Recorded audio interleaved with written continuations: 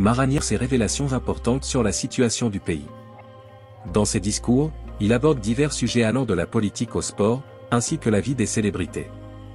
Ses prédictions, souvent correctes, attirent l'attention du public et suscitent de vifs débats. Récemment, il a souligné des questions délicates comme les problèmes de propriété, les fonds Covid-19, et les comportements inappropriés dans certaines zones de pouvoir. Face à ces accusations, le gouvernement du Sénégal intensifie ses efforts pour faire avancer le pays et assurer plus de transparence.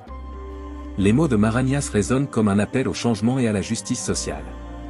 Et pour plus de détails, on va écouter ses propos. Mooy fal te mooy folle te mooy falu te Sonko du tëje waaye booyub Sonko day tëje. waaw loolu bu ko nee nag élection dana am. ah élection dana am li wér te wóor mooy wallaahi waxuma ko ngir dara waaye Macky Sall ak njabootam porte bi gën a rafet ci àdduna ki leen koy ubbil mooy président Ousmane Sonko. li ma gën a jaaxal ci àdduna xam nga mooy lan li tax Macky tëj Sonko Macky tëj na ku ko yërëm Macky tëj na ku mu xamut Macky tëj na ku bëgg réew mi Macky tëj na wàlli yu kaamil Macky tëj na ko man li may wax xam naa ko nit yi damay gis te xam naa wàlli yu ak wëyu ñaar yëpp laa xàmmee li gën a jafe laa xam man wëyu ak wàlli yu de wute na lool. ñoom laa xam nag léeg-léeg nga gis ko kaalawu ba ne mu toog nga jub si ko di ñëw mu ne la muural sa bopp bi te bu ngeen wéetee naan la muril sa taat wi kon xam naa wuyu billaahi wal quraan daa damay jàngale kon bu ma nee la wàllu yu la waa ji xam naa ne wàllu yu la président Ousmane Sonko xam nga ne alxuraan dafa nekk ci deretam ma wax leen ko tey sénégalais yi. waaw bari na lu mu tuddee aayal. wa ma shahidna illa bi ma halimna sama bàmmeel Sonko du ma fa fekk. Sonko mu faloo mu ñàkk falu sama yoon nekku ci dama lay wax rek mën naa ne. dama la bëgg wax na la bëgg naa ko lool bu ma sajoon muy président tey waaye sama bàmmeel laay liggéeyal duma ko waatal fayuma dërëm fayuma weer dara mais réew mi. mais dama leen a bëgg wax ki ñu am mooy kam te neewoon naa leen bu ñu fowee ba mu rëcc ñu xal dem naa safara te xam nga benn mbir Macky ñu ko wër seen bopp la ñuy defaral defaraluñ Macky te Macky Sonko daa ñëw pour defaral ko moom moo tax Macky kon wërul lu dul déglu goos bi te jox ko nopp bu baax bi. ëllëgu réew mi fenn rekk lay mujj. mooy fan ci loxo patriote yi. laa ilaaha illallaah. ak lu maanaam fa lay mujj. ci loxo Ousmane Sonko la réew mi di mujj te mooy am insha allahu rabbi loolu moom ku ci rafet bay boo nga ñëw rafet ci tëjalul kenn muy buntam même Alioune Sall bu ñëwoon tey na ñëw. xajoon na ñëpp. Marème Faye Sall na transmet ñëw. yaakaar nga lool. na ñëw. dama ne la bu ñu xamoon ku tedd kii xol bi daa yaatu te xajoon ma koy woo Marème Amadou kay moom dana ñëw moom loolu moom wóor na ma moom. day ñëw Amadou Ba loolu moom mënta ñàkk moom. ak lu ma Amadou Ba dana ñëw. waaw. maam booy ba xaaral ma bàyyil ma bañ a joxe liste bi léegi. bàyyil ma bàyyi ba ci kanam rek doog a lim liste bi.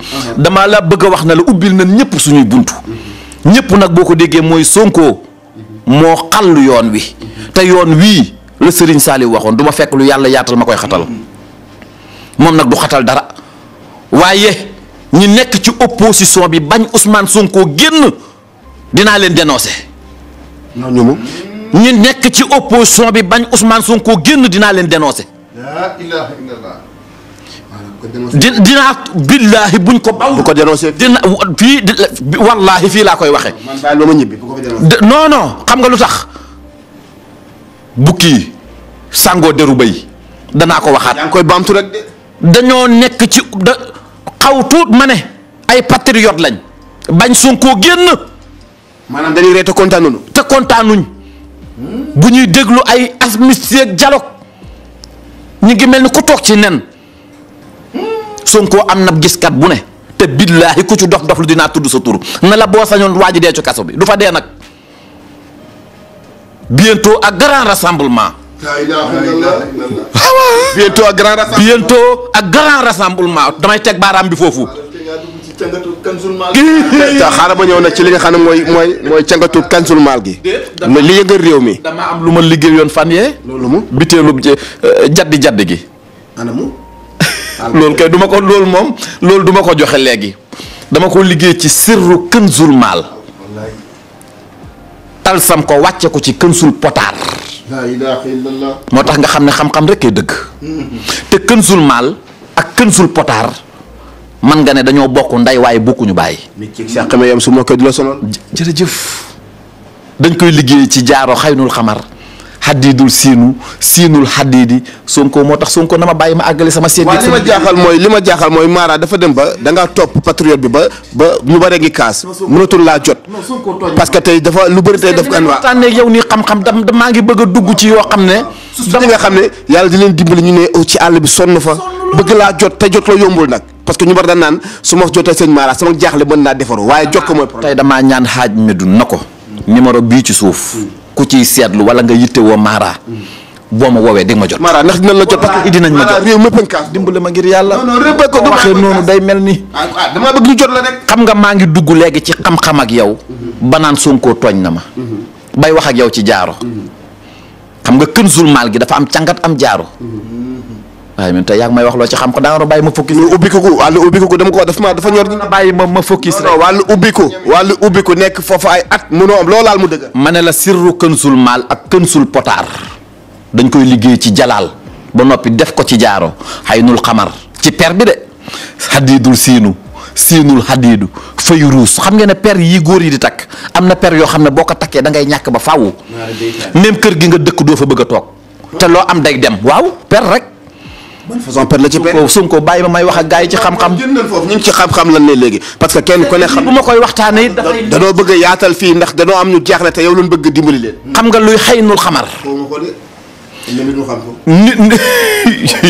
nit a nga koy yor foo jëm di tukkeeg di ñaani ñu dëpp la te yow yaay yàqal sa bopp.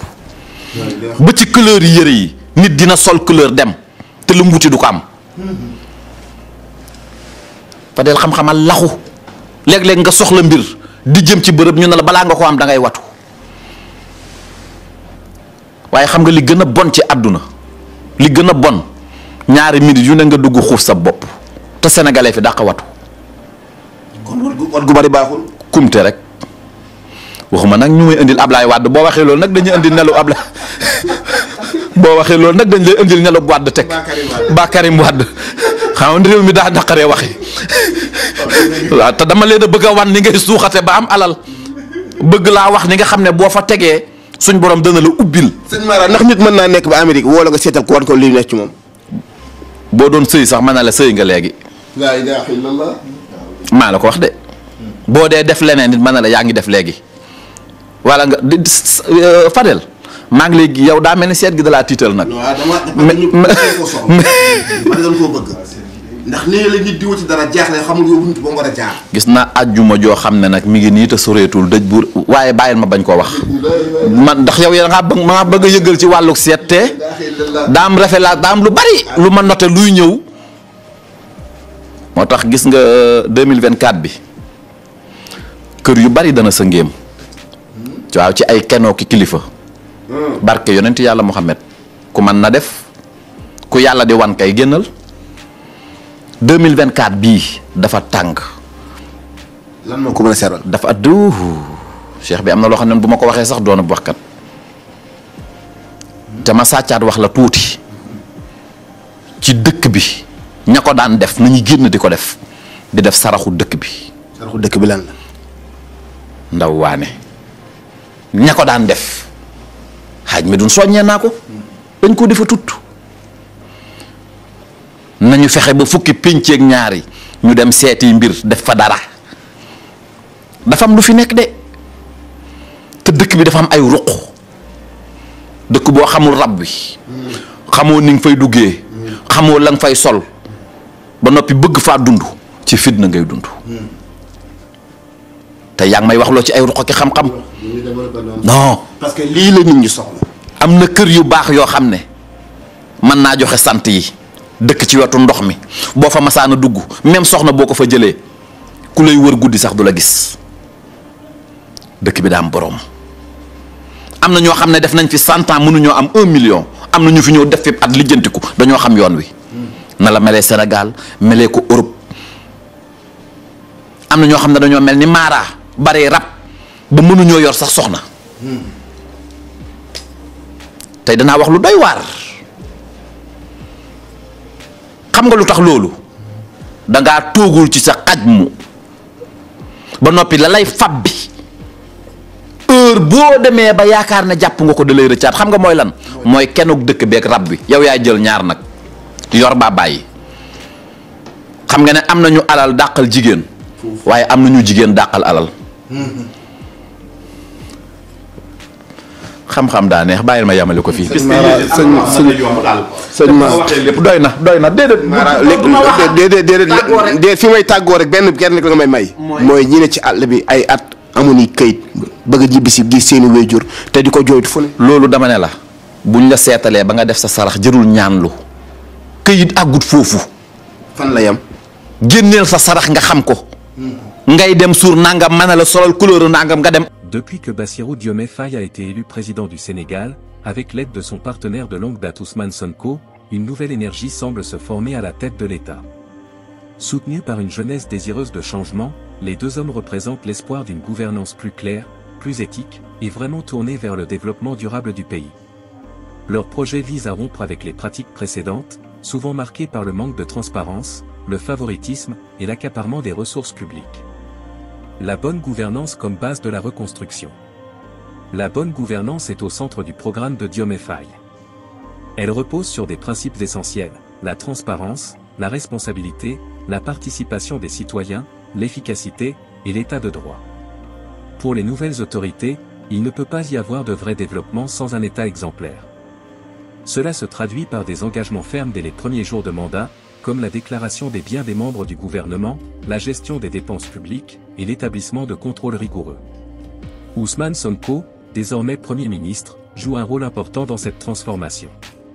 Connu pour son combat contre la corruption et la mauvaise gestion, il offre au gouvernement une vision centrée sur l'honnêteté et le mérite. Le duo Diomaye-Sonko, souvent vu comme complémentaire, semble déterminé à faire du Sénégal un modèle africain de bonne gouvernance. Un cap clair vers le développement inclusif. La bonne gouvernance ne se limite pas à la lutte contre la corruption. Elle exige aussi une meilleure distribution des ressources et un accès équitable aux services publics. Un des grands objectifs du nouveau gouvernement est de mettre l'économie sénégalaise au service du peuple. Cela implique de valoriser le secteur agricole, de soutenir l'entrepreneuriat local, et de réorienter les investissements vers les infrastructures essentielles, santé, éducation, énergie et transport. Le discours du président Diomaye, centré sur la souveraineté économique, reflète cette volonté de changement. L'idée est d'éliminer la dépendance excessive aux partenaires extérieurs et de renforcer la production nationale. Sonko, en tant que coordonnateur des actions du gouvernement, s'assure que les politiques publiques sont en accord avec cette vision.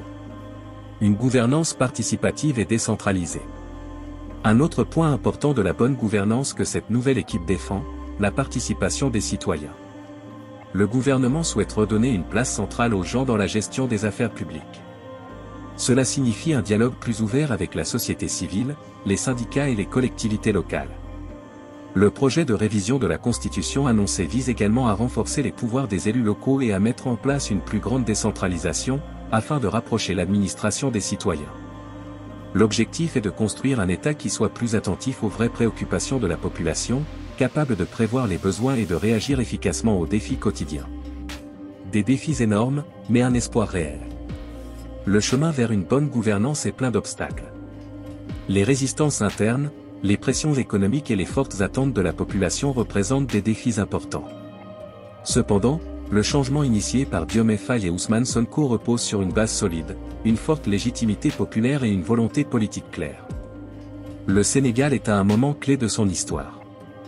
Si les promesses sont tenues et les réformes réalisées sérieusement, le pays pourrait devenir un modèle pour le continent africain en matière de gouvernance et de développement. Le duo Diomaye-Sonko symbolise cette ambition d'un Sénégal plus équitable, plus indépendant et plus prospère.